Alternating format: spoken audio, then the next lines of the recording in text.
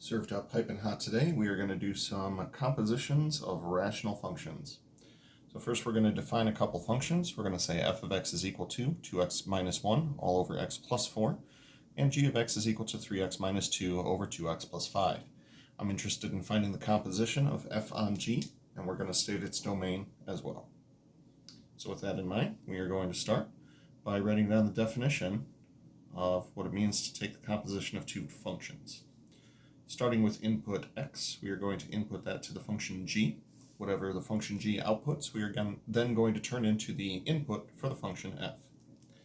So first step that I'm going to do is simply obeying the order of operations and doing what's inside the parentheses first. We're going to replace the g of x with a 3x minus 2 over 2x plus 5. 3x minus 2 over 2x plus 5.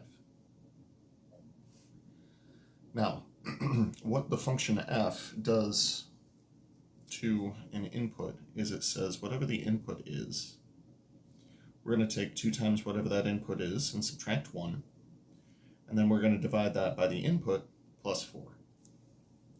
That would be if we were to replace all of our x's with blanks and then talk about how to fill in the blanks. So this next step is going to look kind of massive because we're plugging a rational function into a rational function. As such, we are going to see 2 times the input minus 1 over the input plus 4. The input that we happen to be using in this case, though, is this 3x minus 2 over 2x plus 5. Well, 3x minus 2 over 2x plus 5, and 3x minus 2 over 2x plus 5. That goes in both the numerator and the denominator. Now, what we have at this point is referred to as a complex rational expression. To simplify a complex rational expression, the goal is we currently have fractions in both the numerator and the denominator. Our goal is to turn both the numerator and denominator simply into a polynomial expression rather than a rational expression. Now, there are 2 techniques for how to do this. One of them would be to get a lowest common denominator of all of these terms that are inside the fraction, condense the numerator to a single fraction and the denominator to a single fraction, and then divide the fraction by the fraction. Lots of stuff should cancel out. My personal preference when it comes to complex rational expressions is not to embrace the fractional lifestyle, but rather to destroy the fractions. Fractions are a fancy way of saying division. So in the numerator, we're dividing by 2x plus 5, and in the denominator, we're dividing by 2x plus 5. I'm going to counteract that by saying I'm going to multiply both the numerator as well as the denominator by 2x plus 5. Now, I'm writing it over 1 to remind ourselves that we are not here to embrace the fractional lifestyle, we are here to destroy them. However, because we have 2 things that are subtracted in the numerator and 2 things that are added in the denominator, we are going to see this distribute through to both terms in the numerator and distribute through to both terms in the denominator. What results is going to be a fairly large expression, and it's going to take me a moment to actually write it all out.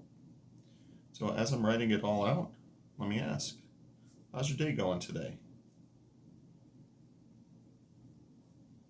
I'm sorry, could you repeat that? I didn't hear you. Oh, right, this is a video, never mind. Well, my day is going just fine. My cat and I got into a little tussle earlier, and you might see a couple of scrapes and whatnot on my right hand.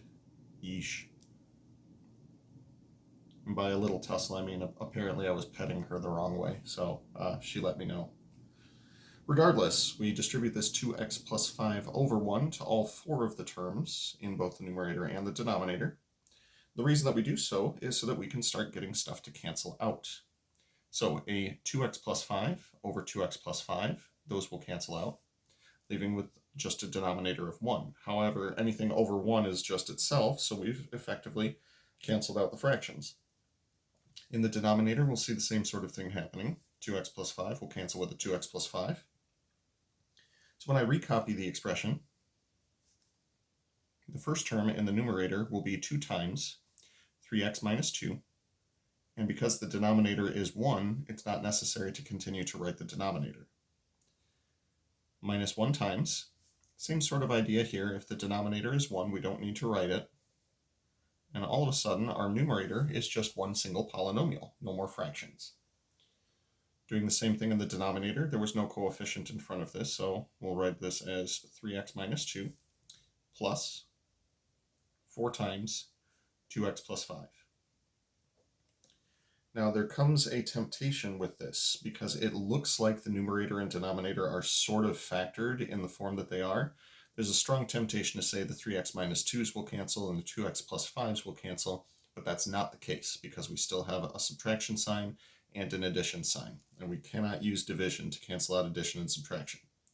What we can do, however, is distribute through the numerator and distribute through the denominator, and then combine any like terms that we see.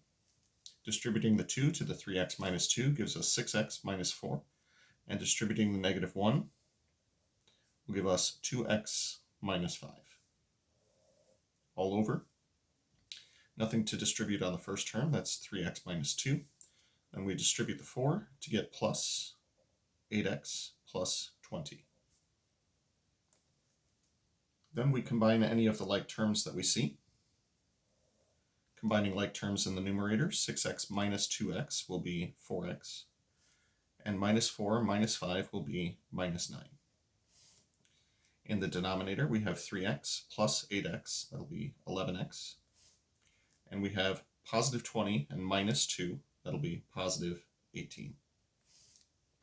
So this is the expression that we get for our composite function, f on g.